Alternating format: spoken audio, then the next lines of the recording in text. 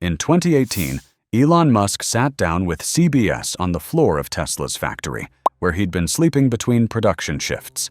He later told the New York Times he was working up to 120 hours a week and needed medication just to fall asleep at all. It became one of the defining images of Silicon Valley success, the founder who sacrifices everything, sleep included, for the mission.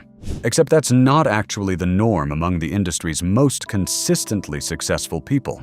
Bezos has said for years that 8 hours of sleep is non-negotiable for him. Gates says roughly the same about 7. So which version is the real Silicon Valley habit? What actually survives, once you strip away the hustle culture theater, is a set of habits around information, attention, decisions, and recovery. They're quieter than the myth suggests, far better documented, and much easier to actually copy than just stop sleeping. These are the 7 that hold up under real scrutiny. 1. Read like it's a weapon. Bill Gates gets through around 50 books a year. Long before he had built anything, even a young Elon Musk was, according to his brother, already spending hours a day buried in books. Warren Buffett takes the habit even further, spending something like 5 or 6 hours of an ordinary workday just reading things like annual reports, regulatory filings, and even newspapers he goes through cover to cover. He's described it as compound interest for the mind, the same slow stacking effect that builds wealth, except almost nobody is willing to sit still long enough to let it work on knowledge instead. That's not simply a personality quirk you can explain away by saying some people just love to read. It functions more like a shortcut around the slowest part of getting good at anything, because every book or filing hands you someone else's decade of hard-earned experience for the price of a few hours of attention. Buffett isn't reading to unwind. He's stockpiling other people's mistakes, so he never has to make them firsthand. Still, a head full of information doesn't do much on its own. What matters is the tool you use to think with it, and that turns out to be a separate skill entirely. 2. Reason from the ground up. When someone once asked Musk how he taught himself rocketry with no background in aerospace, his answer wasn't that he simply studied harder than everyone else. In a widely watched interview from 2013, he explained that he refused to think about the problem the way the rest of the industry already did. He calls this reasoning from first principles. Rather than asking what a rocket usually costs, he broke the problem down into raw material costs and rebuilt the number from nothing. Most people reason by analogy instead, copying whatever already exists with small adjustments.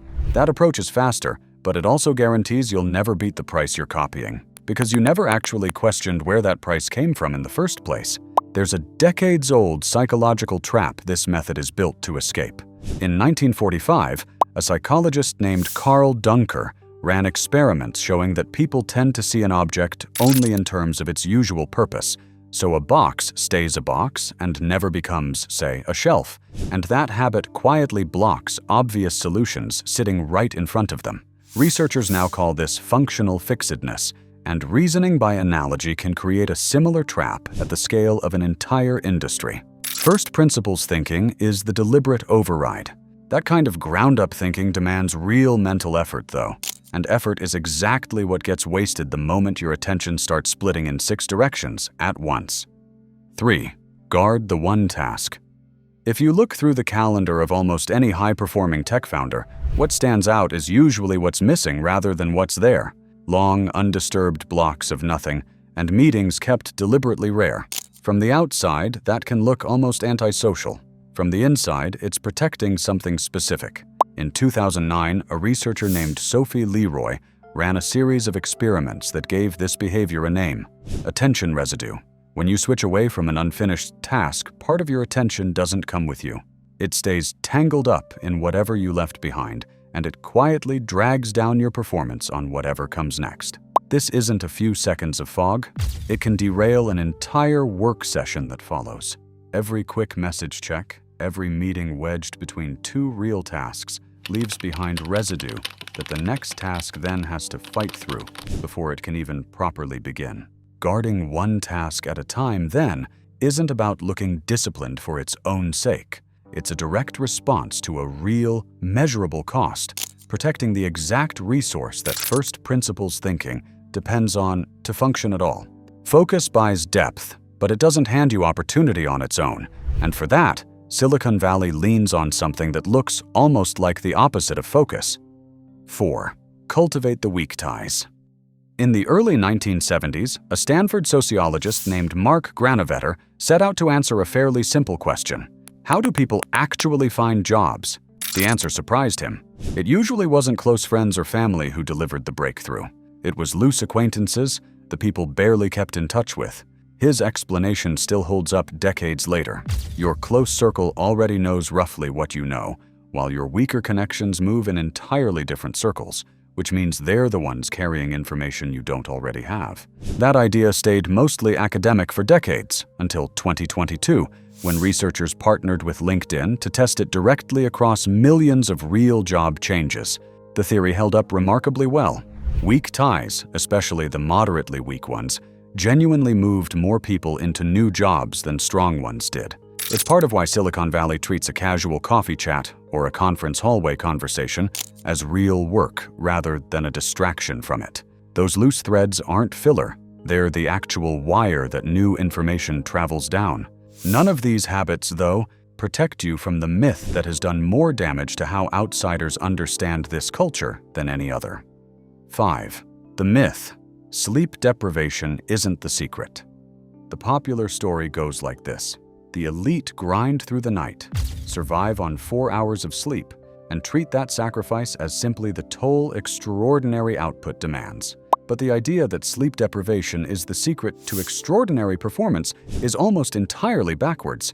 There is a real mutation called DEC2 that lets a small number of people function normally on around 6 hours of sleep instead of 8. Small number is generous, though. Researchers estimate it appears in somewhere between 1 in 1,000 and 1 in 100,000 people. Sleep scientist Matthew Walker has put the odds bluntly, saying you're more likely to be struck by lightning in your lifetime than to actually carry that gene. For virtually everyone else, cutting sleep doesn't buy extra output.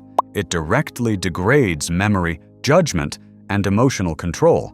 And that finding holds up again and again across sleep research, which is exactly why Bezos and Gates talk about protecting their sleep rather than boasting about skipping it. The real habit wasn't sacrifice. It was taking recovery every bit as seriously as output. Protecting your body from your own ambition is one kind of long game. Protecting your decisions from your own present tense panic is another. 6. Project yourself to 80. In 1994, Bezos had a secure, high-paying job on Wall Street and a shaky idea about selling books over the internet. Unlike most people, he didn't build a spreadsheet to make the decision. Instead, he imagined himself at 80 years old, looking back on his life, and asked which choice he'd regret more. By his own account, that made an agonizing decision almost simple, because he realized he could live with failing, but he wasn't sure he could live with never having tried at all. It sounds like a nice story you'd tell at a dinner party, but it's also a specific, studied psychological technique. A researcher named Ethan Kross has spent years studying what he calls self-distancing, the practice of stepping outside a decision or emotion to view it from a distance instead of being stuck inside it. Across a substantial body of research, that kind of distancing, including imagining a future version of yourself looking back, consistently produces calmer, less reactive, and more rational decisions. In doing so, Bezos used a real, documented lever for getting present-moment fear out of the driver's seat. Even a great decision framework doesn't guarantee the first attempt works, though, and that brings up the final habit. What happens after you turn out to be wrong? 7. Engineer small, cheap failures. Entrepreneur Eric Ries built an entire methodology out of one idea, now taught in nearly every startup accelerator on Earth. Don't spend years trying to build the right product. Build the smallest working version you can, put it in front of real people immediately, and let their reaction, not your assumptions, decide what gets built next. He calls the loop build, measure, learn, and he borrowed the underlying logic straight from Toyota's factory floor. There's an older, less obvious route to the same idea. Back in 1984, a psychologist named Carl Weick published a paper arguing that people freeze up the moment a goal feels too enormous to act on, but that shrinking it into a string of small, concrete, finishable wins gives the brain something it can actually hold on to. String enough of those together, and they compound into something far bigger than any single win could be on its own. He called it, plainly, the strategy of small wins. Silicon Valley's obsession with cheap, fast prototypes isn't really a way of dodging failure. It's a way of failing in pieces, small enough that each one teaches you something instead of costing you everything. None of these 7 habits are secret. They're published, studied, and sitting there for anyone patient enough to actually build them, which might be exactly why the mythology never quite dies. A story about genetic hustle and sleepless genius is simply more exciting to tell than one about guarded sleep, protected attention, and small, unglamorous wins stacked one on top of another. But that quieter version is the real one. It was never about being a different kind of person. It was about doing the boring, repeatable, well-documented thing, long after the myth insisted you should still be awake, grinding, alone.